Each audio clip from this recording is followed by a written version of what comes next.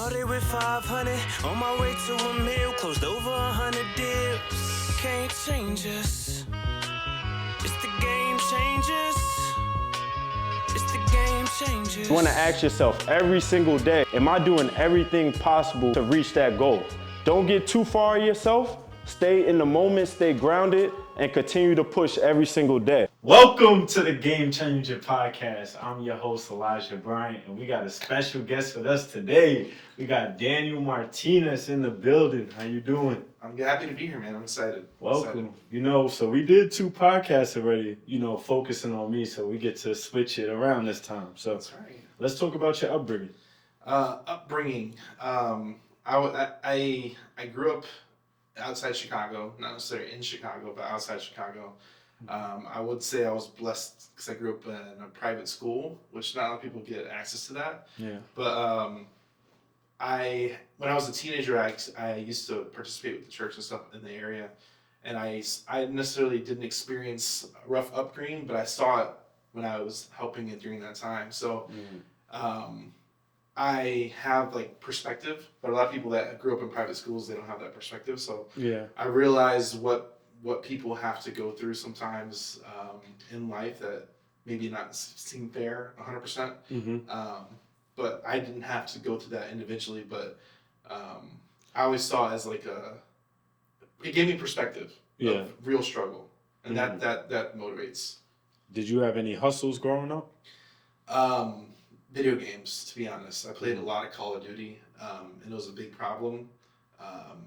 Really big problem when I was a teenager. Did you go to events? No. I mean, this is. I'm a little older, man. There was no events back then. There was no online back then. Yeah. Online came about when I was probably 14, 15, and esports wasn't a thing at that point. Yeah. So I'm a little older, man. I'm showing my age here. So did you go to college? I did go to college. I went to college for 2 years. That's where I met my wife. We've been together 11 years now. Married for 8. Wow. Only girl I've been with, and I have 3 kids. Shit, 3 kids. So what'd you study in college? It was a private college attached to the private school. I literally went to college because my upbringing was a little bit more strict. So when I went to college, I actually had more freedom than I did at home. So I would just sleep in and not go to class and just go to work and hang out and not really do anything in college. So I was definitely a slacker. You didn't graduate? I definitely didn't graduate. But I was with I was telling my wife about it because she's like, "Oh, you have this class?" And I'm like, "Yeah, I have that class." She's like, "I've never seen you in class." Because I was asleep. I don't know what to tell you. So now, all right. So you didn't graduate college. So No. What's your plans? Because usually, if you graduate, you're looking to work in that field. So what was the plan? I had no plan. Literally had no plan. I think I was 19. No, I was 21 at the time when I got out of college. Literally had no plan. My dad always taught me to work hard. So it was one of those things where I had a good work ethic behind me. I just literally didn't know what I wanted to do. So I was living at home, and you kind of hustle it out and figure it out. Get junk beater cars, you go to B-dubs in once in a while with extra cash. You get paid no rent. You live the life a little bit when you're a young adult. And I really didn't know what I was gonna do at all at 21, 22. I think if you're a young person, I think it's okay to not know what direction you want to go. I think it comes with maturity and relationships sometimes, and it directs you to your end result.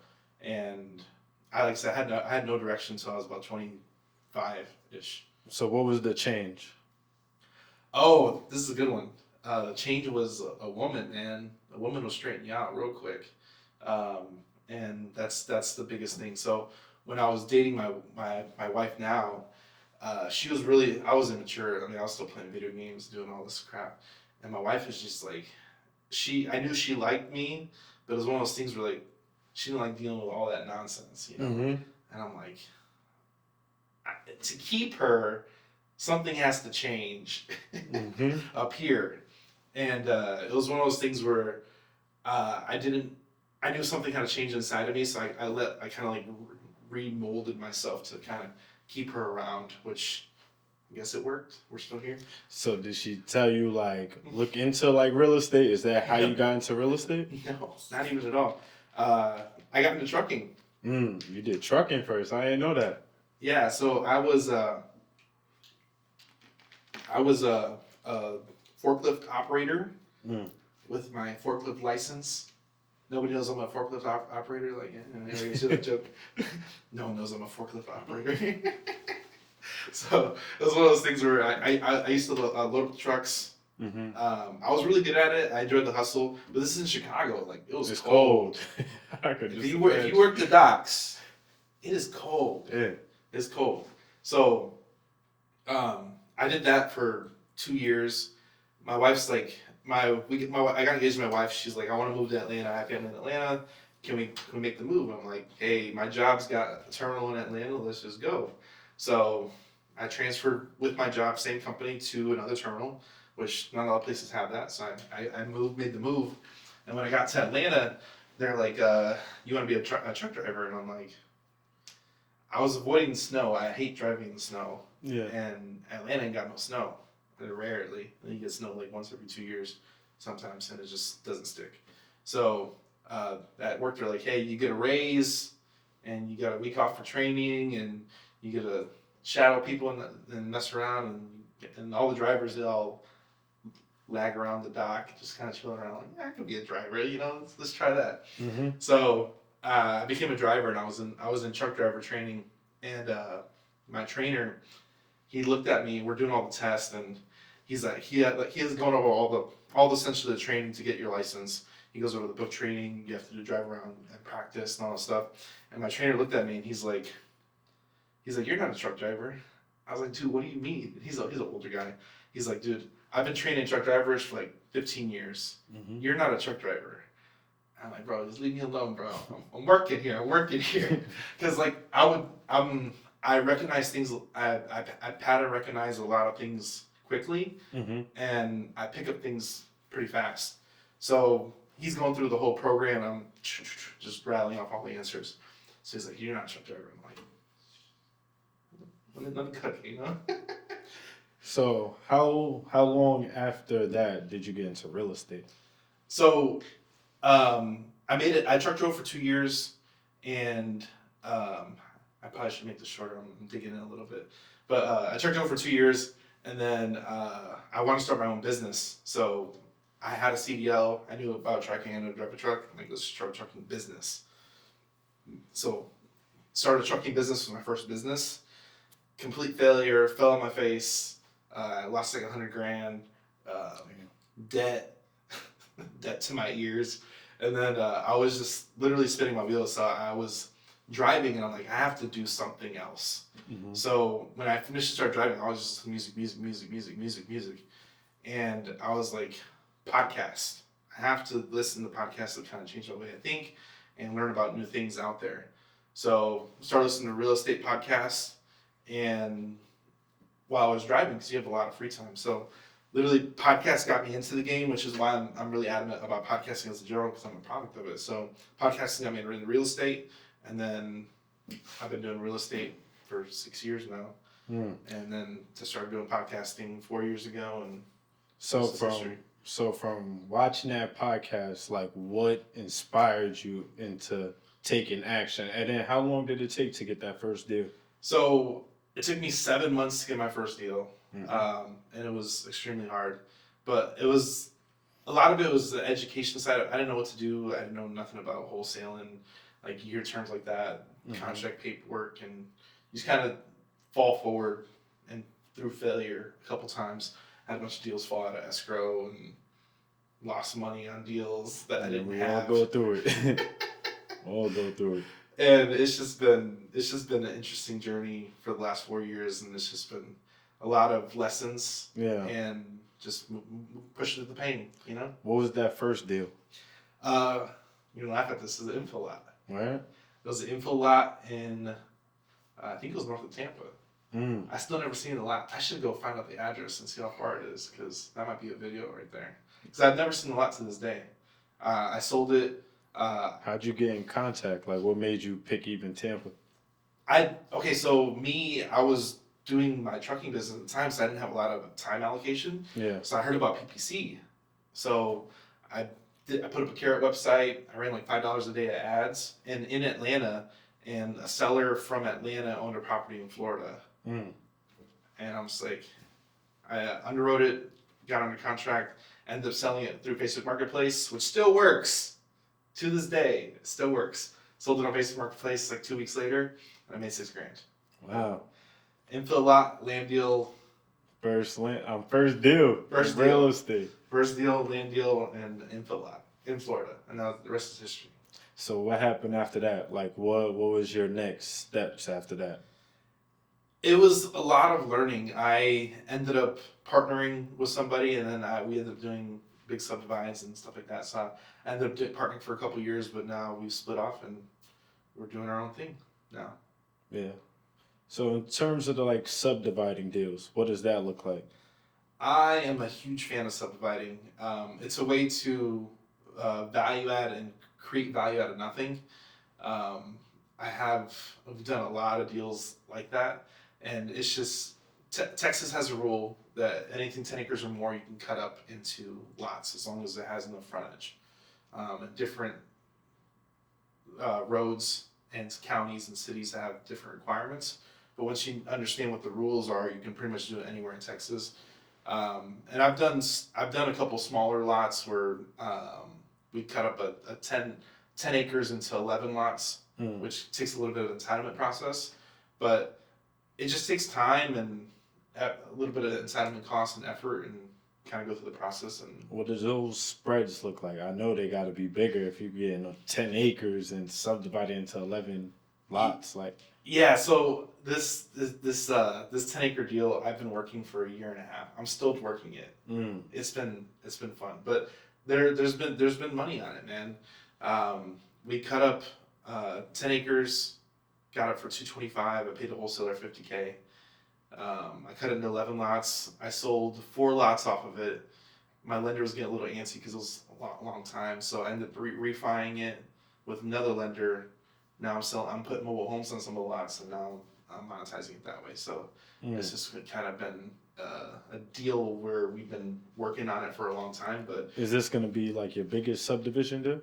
No, I call this is like a mini subdivision per se, because anything under 10 acres you have to go through county approval, preliminary plat, final plat, and it just takes a lot longer. So I like the big subdivides, but I wanted to learn. You know, part of this business is dabbling in different sectors of the business. Because even like the mobile homes, that was a test too, because I've never put mobile homes in the lots. I've never actually developed it. So I'm kind of cutting my teeth on getting 10 acres to lots, then putting homes on it, then selling homes through FHA, and it's just a process, man, over and over again. So in terms of like with the seller, right? Because I'm interested in this too. How long do you have to do the inspection period or the due diligence period for these deals? You want to get as long as possible, just because the first one, I think we bought it wholesale, but we had another one we got like 8 months of due diligence. Yeah. And we leveraged all 8 months to entitle it. And then even then, where we were like 80% entitled, we ended up buying it and then finished the entitlement. So there's a lot of time lag, and it's not necessarily like work. It's not like working. It's just like paperwork. Yeah. It's a different type of work. Now, in terms of like, what do you tell the seller to allow that time frame? So that's a good question.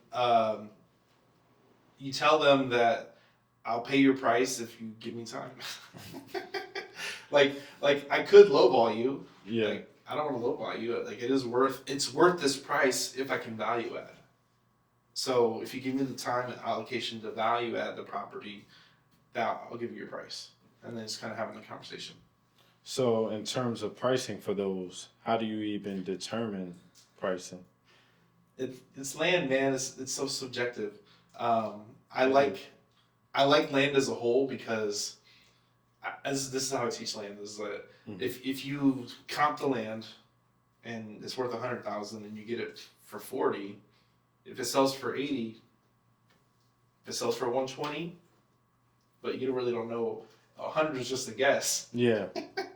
And that's the whole land space. The land space is a hypothetical value that you put on it and hope you're right. And if you do it enough times, you get better at understanding where that number is, and then you leverage your experience to like, hey, if I cut this into 11 lots based off the frontage, I can cut this into XYZ based off the parameters. Comps for those lots are going to be 50,000 each. So hypothetically, I can buy for 225 and sell for 550. It's just with these, you're buying them? It's not assignments. Yeah, I pivoted from, I never really did wholesaling. I wholesaled a little bit, but I've been really focusing on acquiring. There's a big thing you have to overcome, especially when you transition, especially in the land space from wholesaling to acquiring, is that you have to understand the capital stack and what your exit strategy is. So I equate it to like when you're doing you do the info lots, you have your end buyer in mind. You already know their buy box, and you're kind of exiting out. My product is I'm selling to end users. So if I buy 50 acres and I sell it to 5 different end users, I have to find 5 end user retail buyers, whether I sell or finance them or I leave it on the MLS and cash out. So hypothetically, so you're not like reaching out to these people. You're basically just putting it on the MLS and hoping in hopes that somebody will buy. Yeah, and a lot of that is land is there's a lot of financing opportunities. Like you talk to house people and they're like, oh, I got lenders, I got FHA, the agents got all their different lender recommendations and brokers and all this stuff. With land, you kind of have to facilitate the financing sometimes, especially on some of these bigger assets. So especially when you're wholesaling, you sometimes have to provide the financing. So I talked to my lender the other day, and he's like, he helped me buy the deal, right? I brought a hard money lender or bring in a private money lender to buy the deal. And then I was explaining to him like, hey, I'm gonna seller finance this. He's like, I don't want the note. I'm like, don't worry, I'm gonna seller finance it. I'm gonna sell the note and I'll give you cash. He's like, oh, okay, you're good. Yeah, because he's in and out. He's in and out. Yeah, he doesn't want the note. So it's one of those things where you kind of have to package these deals and know what the exit strategy is. If a cash buyer comes in, it's always preferred because whenever you get a note, it's just an extra step. You have to go through underwriting process, create the note at closing, find another end buyer for that note, and then facilitate it at closing. Yeah. So it's just an extra step. But what was your biggest deal? I closed we did a $3.5 million deal that was stolen by a partner back in June 2023. Wow. Shout out to whoever you know who you are. So when you say stolen, like it closed and you didn't get paid? Yes. Wow. Okay. $3.5 million? Right. Yeah, not all that was profit. Those profit on top of that, but we got it to the finish line and then he ghosted us. All right, so in terms of that deal, how'd y'all even, what was this, land? Was this land? Land. It was 350 acres. 350 acres outside of Dallas. We got it from a wholesaler, and then we partnered with a money guy, and we sold off we subdivided, sold off some of the lots, and then we essentially got it to closing, and he ghosted us. Damn. So, all right, besides this closing, what was another big deal that you have that you actually got the spread? I just bought a deal in Atlanta. I don't necessarily want to count the other transactions I did with my other partner, so it's kind of I'm starting from scratch right now, you know? Yeah. So I just bought a deal in Atlanta. I bought a deal in Washington. I'm buying a deal hopefully in Dallas on Monday. So I'm kind of starting from scratch again, but I'm trying to focus more on the wholesale model. Yeah, makes sense. So in terms of seller financing, let's talk about that a little bit. Seller financing, let's do it. With land. How does this even come about? Is it like you give your cash offer first, they deny that, and then you present the seller financing? So I do both. So generally, whenever we list an MLS, we'll try and put, let's say it's $100,000. 100,000. You have a cash price and a seller financing price. So usually they're both within range, and it's very subjective because we're not doing appraisals or nothing. So essentially, like the land could be worth 150 or 200. So generally, depending on what the seller has down, we'll try and get as much down as possible, and then we try and build the note around them. So can you give me an example? yeah, exactly. So let's say we have $100,000 property and they have $10,000 down, so they're gonna put 10% down. I might tell them, hey, to do this deal, we might need $13,000 down. We'll sell it to you for 130. So we're gonna supply 115 in debt. And where that comes out to is we'll then sell the note. A lot of times, table funding a note. I have essentially built a network of note buyers that buy our notes. When you say note, what do you mean? Mortgage. So we create a mortgage just like you buy a house. So you buy a 2-1 for $100,000. You get FHA loan, 3.5% down. You now have a $97,000 lien. That's brokered by a note broker that sells it to Fannie Freddie. So with the land is you got the land, Yeah. 100,000, 13, or 10% down. You're selling it for 13. 130 with 13 Well, down. 130, 13%. So I'm creating 115 in debt. I'll then sell that debt for about 80K, which comes out to 100 cash, which is what my initial cash price was.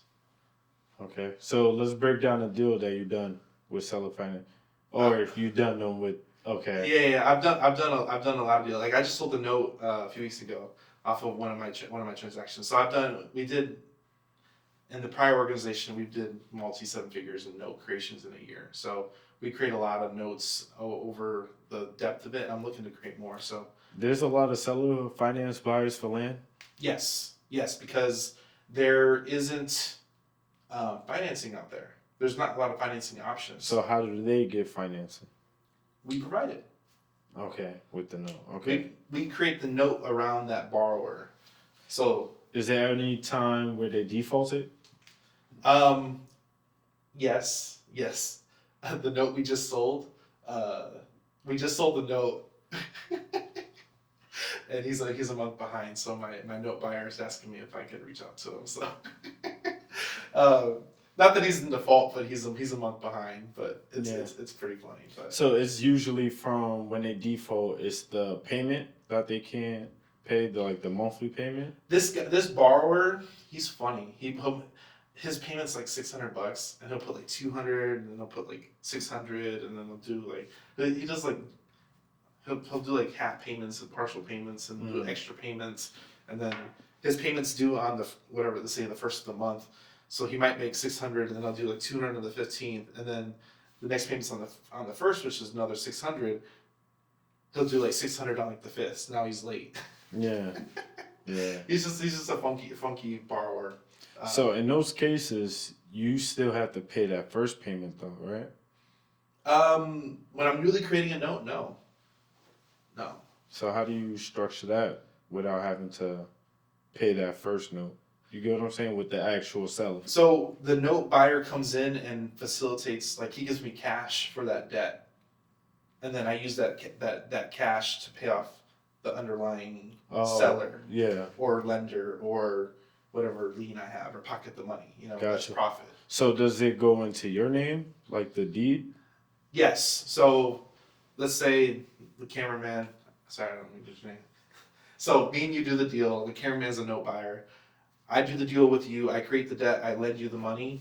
He comes in. He buys that debt I just created between you, and he gives me the cash. He essentially gives me the cash, which I give to the seller. The seller, and that's how it's facilitated. Nice. Anything else, like in terms of creatively, do you do with land? I am delving into that right now. I can't really say, but I'm open to acquiring parcels that are seller finance. I'm hoping to take down a 700K deal, seller finance with 10% down. And then I have another opportunity for 1.2 with 10% down. So I'm trying to work that, and that's kind of my angle moving forward. So I'm trying to acquire seller finance land moving forward, just big tracts, subdivides. Is there a reason why you're looking for that? Yes, it's the debt. The debt is when you learn how to leverage seller finance debt, it gives you a lot of tools in your tool belt that you might not have access to in other formats. That's good. I'm talking science, but yeah. Yeah. It's seller finance debt's powerful, and for simple terms, hypothetically, let's say you have $1 million land deal, you get it for 10% down. The easiest thing you could do is seller finance. Let's say it's 100 acres, cut it into 10 lots, seller finance it to 10 borrowers. You get 10% down. Even if you sell it for $1 million, you get your $100,000 back, but you got paid the seller, and then you wrap the debt. So if you can get good terms from this borrower, 0 to 5%, I'm creating notes at 12%, so you get an arbitrage of $900,000 at 5%, which if I had my phone, I'd do the math. But it's a good return. you can arbitrage debt from sellers. Is the main thing. Yeah. So that's more of where what would make these sellers do seller financing? land isn't cash flow, don't you know? So I'm turning their land into cash flow. So I equate it to there's a lot of land sellers that have equity, as you know, but they don't have income. It's debt equity. So I mentioned this in another podcast, is that there's trillions of dollars of debt equity in land just sitting there. It's in the middle of nowhere. You pass by it every day. It's just chilling, you know. And the owners of it do not want to leverage it because they're afraid they'll lose it, and they know it's of value, but it's hard to change and turn that value into cash. So then I put my seller financing hat on. Hey, I'll help you turn that value into cash over time.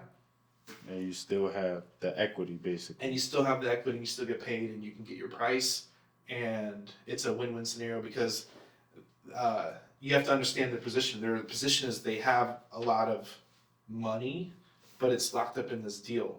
Yeah. And for them to sell it to a wholesaler or a cash buyer, they're gonna have to take a discount to sell it. So if you offer seller financing, they can get a higher price. Most of the time, they don't even need the money. Yeah. What are they gonna do with the money? I always ask that. What are they gonna do with the cash? If I give you $1 million, $500,000 for your land, what are you gonna do with it? Well, I'm just gonna put it in the bank. Why don't I just give you payments for it? It's like, oh, I'm trying to build cash flow for my kids. All right, let's structure it. Or I'm trying to set up for my retirement. How much is your expenses? Well, it's $2,000 a month. All right, perfect. Extra $2,000 a month. Let's structure it that way, and we'll make sure it's a win-win for you, where you can now extract that equity over time, and it's consistent cash flow securitized by your land. You think it's worth that value? Why not securitize it? For sure. And I like this because I was actually having a conversation with one of my friends, and I was telling him with the land, you have the money in the land, but if, let's say, a situation happened, I needed the $20,000 right now. I would have to find a buyer. They would have to do their inspections, do their due diligence, sell it at the title company. Then I get the $20,000. Yep. So it's just a whole process with holding land, and it makes sense with the seller finance because now they're getting cash flow. They have the equity, so it is a win-win situation in those cases. And most of the time, like I like acquiring seller financing because you can pay them over what they're asking.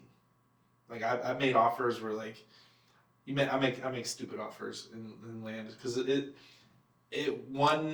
I like beating up sellers early because it takes time and seasoning for them to realize they're never gonna get their number that they want in cash is a Hail Mary 1 in 1,000 type buyer. So if I can make a seller finance offer early and just follow up, time will tell. Yeah. And you might get that buyer. And I might get that buyer. Yeah. I'm gonna be the buyer, you know. And it's one of those things where like time, especially with these settlers, because there's so much land out there and there's so much equity out there trapped in that land Yeah. that they're just like, you know what, let's do it. Yeah. Can you do this? You know, and it's just making that having that conversation. And I'm definitely gonna rewatch this podcast because I'm actually making offers on big acres now. So when they don't accept my cash offer, You want to lead into, you want your cash offer to be so insulting that they look at your seller financing like, I'm telling you, good. that makes sense, you know? Yeah. So is there any last words you could give to the viewers? I would say be consistent, start somewhere, find a mentor or somebody you can work with that's credible. I'm sure you saw a lot of gurus getting called out on different things lately. Find somebody credible to do business with that is doing the business, and be careful out there because there's real ramifications for real things that can hurt people. Yes, sir. Yeah, I heard it here first. You know, if you want the plan on how to flip land, you know where to come. Game changers. Yes, sir.